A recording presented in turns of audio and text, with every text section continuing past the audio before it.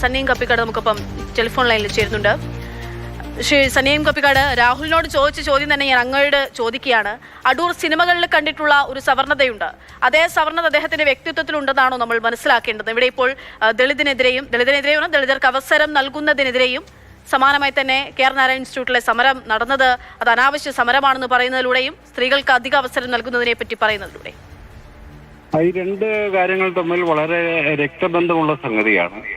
ഈ പറഞ്ഞ കെ.ആർ. നാരായണൻ ഇൻസ്റ്റിറ്റ്യൂട്ടിൽ നടന്ന സമരം അനാവശ്യമാണെന്ന് അയാൾക്ക് തോന്നുന്നത്, അടൂർ ഗോപാലകൃഷ്ണൻ തോന്നുന്നത്, അവിടെ ഉന്നയിക്കപ്പെട്ട പ്രശ്നത്തിന്റെ ജെന്യുവിൻനെസ് അയാൾ അംഗീകരിക്കാൻ തയ്യാറല്ല എന്നുള്ളതാണ്. അവിടുത്തെ ഡയറക്ടറുടെ ഭാര്യ അവിടുത്തെ കീഴ് ജീവനക്കാരെ സ്ത്രീകളോട് ജാതീയമായി പെരുമാറി എന്ന വളരെ ഗുരുതരമായ ആരോപണം ഉന്നയിച്ചപ്പോൾ അന്ന് ഗോപാലകൃഷ്ണൻ പറഞ്ഞൊരു മറുപടി, അവർ കൊട്ടാരത്തിൽ ജനിച്ചു വളർന്ന ആളാണ്, വർഷങ്ങളെടുക്കും അവരൊന്ന് പരുവപ്പെട്ടു വരാൻ.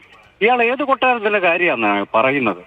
ഇവിടെ 75 വർഷമായിട്ട് ജനാധിപത്യമാകുന്ന ഇന്ത്യക്കകത്തിരുന്ന് 10-50 വയസ്സുള്ള ഒരു സ്ത്രീ കൊട്ടാരത്തിൽ ജനിച്ചു വളർന്നാന്ന് പറയുക, ഇയാൾ എന്തർത്ഥത്തിലാണ് ഇത് പറയുന്നത്? ഇവര് കൊട്ടാരത്തിൽ നിന്ന് തമ്പുരാട്ടിയാണെന്നും അവരെ സേവിക്കാൻ നിങ്ങൾക്ക് ഉത്തരവാദിത്വം ഉണ്ടെന്ന് പറയുന്നത് ഈ അടൂർ ഗോപാലകൃഷ്ണൻ എന്ന് പറയുന്ന സാംസ്കാരിക നായകന്റെ അല്ലെ സിനിമാ സംവിധായകന്റെ ഉള്ളിലുള്ള സവർണതയാണ് പുറത്തു ചാടുന്നത്. ഇതേ മനോഭാവമാണ് ദളിതർക്ക് 1.5 കോടി രൂപ അവർ സിനിമ നിർമ്മിക്കുന്നതിന് വേണ്ടി കൊടുക്കാൻ ഗവൺമെന്റ് ഒരു തീരുമാനമെടുക്കുമ്പോൾ അത് കൊടുക്കേണ്ടതില്ല എന്ന് പറയുന്നതിന്റെ പിന്നിലും അതേ മനോഭാവമാണ്.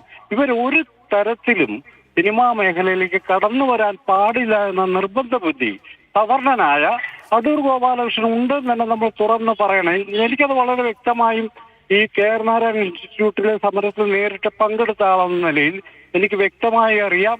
ഇദ്ദേഹം അവിടുത്തെ വിദ്യാർത്ഥികൾ ഉന്നയിച്ച ജെന്യുവിനായ കാര്യങ്ങൾ മനസ്സിലാക്കാൻ വിസമ്മതിക്കുകയും ജാതിയുടെ കാര്യം എന്നെ ആരും പഠിപ്പിക്കേണ്ടതില്ല എന്ന് കേരളത്തെ വെല്ലുവിളിക്കുകയും ചെയ്ത ആളാണ് അന്നത്തെ ഘട്ടത്തിൽ. അന്ന് ഞങ്ങളെപ്പോലൊരു മറുപടി കൊടുത്തിരുന്നു, അറിയില്ലെങ്കിൽ നിങ്ങളെ പഠിപ്പിക്കുക തന്നെ ചെയ്യുമെന്ന്. പക്ഷെ അയാൾ മാറാൻ തയ്യാറല്ല. വർഷങ്ങൾക്ക് ശേഷം ഇപ്പൊ വെല്ലുവിളിയും അദ്ദേഹത്തിന് മുൻപുണ്ടായിരുന്ന നിലപാടുകളും ഒക്കെ അവിടെ നിൽക്കട്ടെ. ഇവിടെ ഇപ്പൊ നമ്മൾ ചെയ്യാൻ പോകുന്ന എന്താണ്? ഒരു പുതിയ മാറ്റത്തിലേക്ക് കാൽ ചുവട് വെക്കാൻ വേണ്ടിയിട്ടുള്ള പ്രതീക്ഷയോട് കൂടി തന്നെ ഇരിക്കുകയാണ് മലയാള സിനിമാ ലോകവും കേരളവും. അതിന് അങ്ങനെ തരത്തിൽ അല്ലെങ്കിൽ ഒരുപക്ഷെ രാജ്യം തന്നെ ഈ കോൺക്ലേവിനെ അങ്ങനെ നോക്കിക്കാണുകയാണ്. അപ്പോഴാണ് അവിടെ ഇത്തരത്തിലൊരാൾ വന്ന് ഇത്തരത്തിലുള്ള പിന്തിരിപ്പൻ നിലപാടുകളോ ഒരു തരത്തിലും പറയാൻ പോലും പാടില്ലാത്ത തരത്തിലുള്ള പരാമർശം നടത്തുന്നത്. അപ്പോൾ ഈ കോൺക്ലേവ് കൊണ്ട് എന്താണ് മനസ്സിലാക്കുന്നത്? അല്ലെങ്കിൽ ഈ കോൺക്ലേവിന്റെ തന്നെ ഉദ്ദേശ ശുദ്ധിയെ തന്നെ ഹനിക്കുന്ന രീതിയിലല്ലേ ഈ പരാമർശങ്ങളൊക്കെ? തീർച്ചയായിട്ടും ഞാൻ പറയുന്നത് സിനിമ കോൺക്ലേവ് നടക്കുന്ന കോൺക്ലേവിനെ കുറിച്ച് വേറെ വിമർശനങ്ങൾ ഉണ്ടാവാം. പക്ഷെ അവിടെ ഉയർന്നു വരുന്ന ഒരു അഭിപ്രായം ഗവൺമെന്റ് എടുത്ത വളരെ പോസിറ്റീവായ ഒരു പോളിസിയാണ് ഈ മാർജിനൽ കമ്മ്യൂണിറ്റീസിൽ നിന്ന് വരുന്ന സിനിമാ പ്രവർത്തകർക്ക് സാമ്പത്തിക സഹായം കൊടുക്കുക എന്നുള്ളത്. വളരെ പ്രോഗ്രസീവായിട്ടൊരു പോളിസിയാണത്. ആ പോളിസി നടപ്പിലാക്കേണ്ടതില്ല എന്ന് അടൂർ ഗോപാലകൃഷ്ണനെ പോലെയുള്ള ഒരാൾ പറയുമ്പോൾ അദ്ദേഹം എന്താണ് ഉദ്ദേശിക്കുന്നത് നമ്മൾ മനസ്സിലാക്കണം. അതാ ഞാൻ പറയുന്നത്. അയാൾ ഉദ്ദേശിക്കുന്നത് സിനിമ എന്ന് പറയുന്ന പവിത്ര മേഖലയിലേക്ക് ഈ മാർജിനൽ കമ്മ്യൂണിറ്റീസിൽ നിന്ന് ആരും വരേണ്ടതില്ല എന്ന് അയാൾ നിർബന്ധം പിടിക്കുകയാണ് ചെയ്യുന്നത്. അയാൾ മഹാനായ ചലച്ചിത്രകാരനാണെന്ന് ഞാൻ എന്തായാലും വിചാരിക്കുന്നില്ല. അത് അദ്ദേഹത്തിന് സിനിമ വെച്ച് തന്നെ എനിക്ക് പറയാൻ പറ്റും വേണമെങ്കിൽ. ഞാൻ പറയുന്നൊരു കാര്യം, ഇവരെയൊക്കെ മഹത്തുക്കളായി വാഴിക്കുന്ന മലയാളി തന്നെയാണ് സൂക്ഷ്മ പരിശോധന നടത്തേണ്ടത്.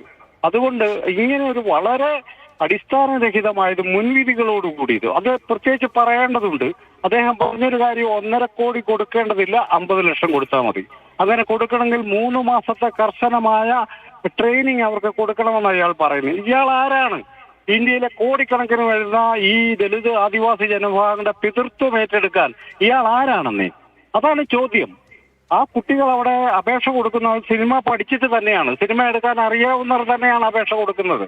അത് പരിശോധിച്ചിട്ട് പൈസ കൊടുത്താൽ മതി. അതല്ലാതെ അടൂർ ഗോപാലകൃഷ്ണന് ട്രെയിനിങ് മേടിക്കുന്നവർക്കല്ല ഗവൺമെന്റ് പൈസ കൊടുക്കേണ്ടത്. ഇയാൾ ആരും ഇതൊക്കെ പറയാൻ? ഇതൊരു സവർണ ധാർഷ്ട്യമാണ്. അത് തുറന്ന് പറഞ്ഞേ പറ്റൂ, തുറന്ന് ചർച്ച ചെയ്തേ പറ്റൂ.